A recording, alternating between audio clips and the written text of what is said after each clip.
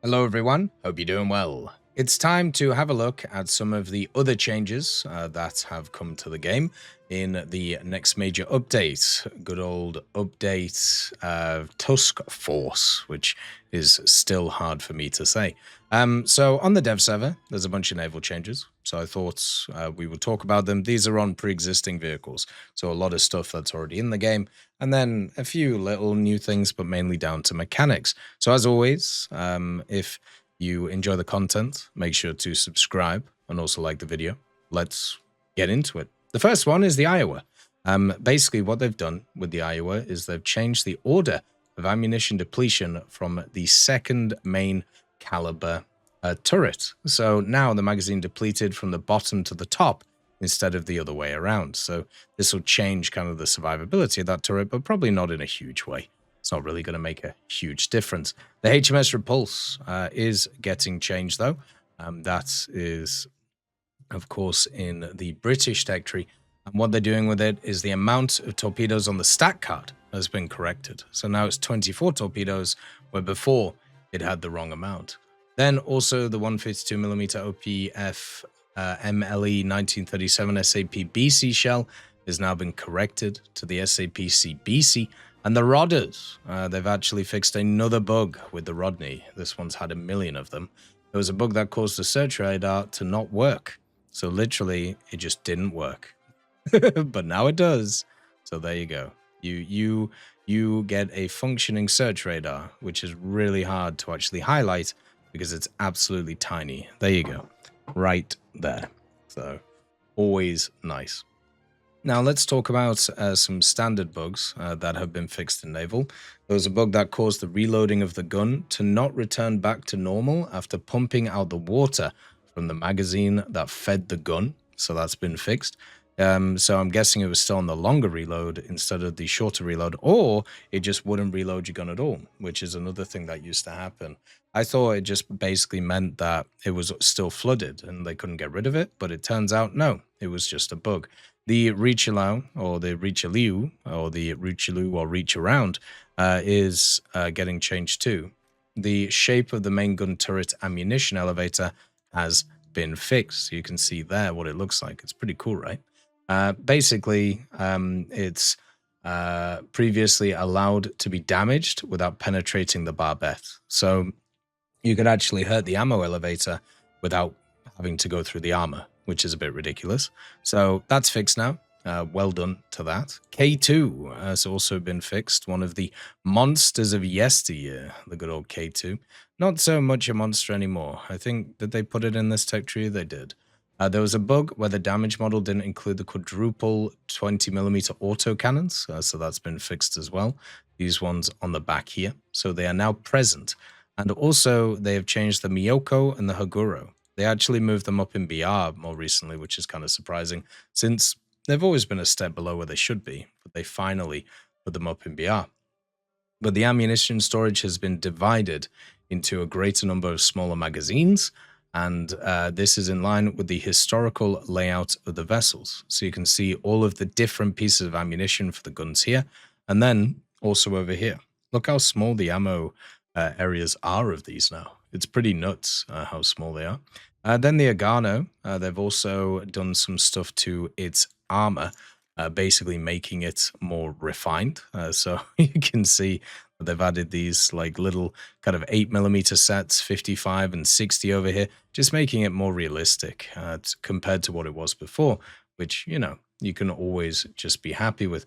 They also did it with a few others, so the Megami, and then also the Suzuya and the Mikumi. So, well, the Mikuma, sorry, all of the standard ones. You can see that they have this 100mm belt, and then the 140 around here, and then 65 and 30, 95, 35, and then about 25 on there. So not heavily armored, these vehicles, but it's always nice to get a little bit more stuff. You also have the ISA. Locations of the ammo magazines have been corrected on this thing. So once again, it just means that they are in the correct place. And another vehicle that ended up getting its armor scheme changed was the Leander, which is the New Zealand vehicle for the British. They moved around all of this stuff, so it's kind of hard to find it. You can see here it has the 76.2 in the middle. You have 88.9 around the ammo, and also 25.4 across the board, which I think generally is actually really nice to see. So the Baltimore and the Pittsburgh also got changed. What they did with these is the armor has once again been changed on them. So it looks like they are going in a armor heavy loadout here. So you have 203 on the front, 152, 19 and 12 basically across the board, and then 76 here and 28.575 above. The Rodney also, the shape and thickness of the anti-torpedo bulkhead and the ammunition magazines have been corrected too. We obviously showed that earlier. And the Kirishima, the 38mm armor shields have been added to the secondary caliber guns. The Iowa also, they fixed another bug with it. It turns out there was quite a few of them. And basically, it was possible to destroy the main caliber turret by destroying the rangefinder. So basically, if you destroyed this little thing here, which had 50mm of armor on it, instead of going through the 431mm of armor, it would destroy the turret. That kind of sucks. The Vanguard also has been changed, though. That was the new battleship that came in the rank 7 update for the British. There was a bug where the secondary caliber magazines could move when the turrets rotated. So if you move these guys around, the ammo would go out of them. One of my favorite bugs of all time was the PVKV4, or the PVKV2, I should say. So it was either the PVKV2 or the Delat Torn, or it was both of them. And basically what ended up happening is when you actually turned the vehicle, all of the ammo inside it turned with the turret. So basically you could turn it, and this ammo here would actually be outside of the vehicle, so you could machine gun it and make it explode, which I think is just hilarious. Another vehicle which has also been changed is the Combatant, which is right here. This vehicle, there's a displacement value depicted on the stat card has been reduced. It was 230, now it's 220. Huge change that won't mean anything will happen with it. And also, the Sevastopol, they fixed the hydroplanes on it, which I think is really cool. The Orion as well, which once again is a great name for a machine, if I could ever remember where the Orion is. Basically what they ended up doing with it is the 102mm gun on the aft ship has been fixed, so that's at least done. I think they renamed that one. The Amagi has also, the main turret ammunition elevators are now shown as separate components, and the Glorious has also been changed. So what they've done with this one is the main gun turrets have been changed from Mark 1/Ns to just Mark 1 without widening anything. So there you go. It basically means that the guns are exactly the same, but they are technically the correct versions now, which is what you want. The Andrea Doria for Italy is also getting changed. Basically, what they're doing with that one is the boat davits have been raised to a vertical position. So that's kind of fun. So it basically means that it's a little bit more sorted. And then also the MS-444, which is in the coastal fleet for these guys. Or at least I thought it was, because where is it? The MS-444. Okay, maybe it isn't. Oh, no, there it is. Sorry. It's the new little torpedo boat. The ship's flag has been replaced with the post-war one, since this is technically a post-war vehicle. And also the MTB-460, which is another vehicle that was added more recently for Britain. They've actually changed the flag to Canada now instead of Britain. So always lovely to see. And on top of this, the Haruna, which is in this tech tree here. What they've ended up doing with the Haruna is a bug that caused the models of the triple 25mm guns to not point to the actual direction of the shooting has been fixed. So it would still shoot in that direction, it just wouldn't physically turn, which is kind of funny.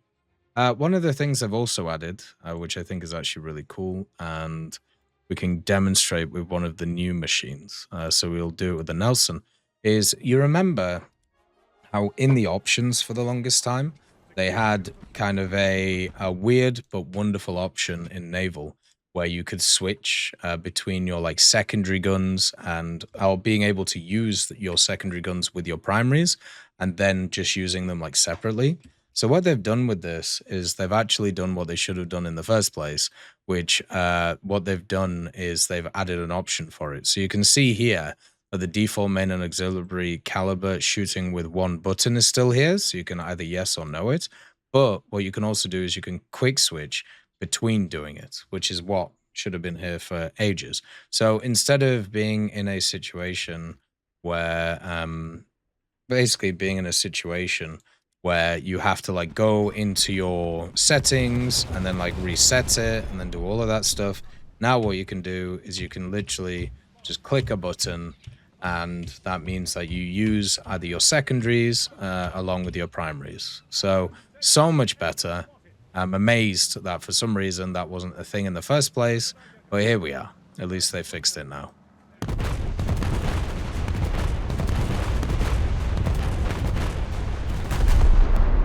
As always, I hope you have a wonderful day. I'll see you next time. I'd just like to thank GMG Smiley, CD Beans, Chieftain Mike, EMN3 Galaxy, Tulio Pontecorvo, Brendan Quinn, Carrion Crow, Gus Irenicus, Pyman, Wartinder, Teddy, Daniel Stanton, Martinez, B. Young, Ozzy Panzer, Alan Hacker, Liam Shear, Opium Prime, Lafouche, Sem, Aslan, Uncle Bean, and Derek R. for supporting the channel.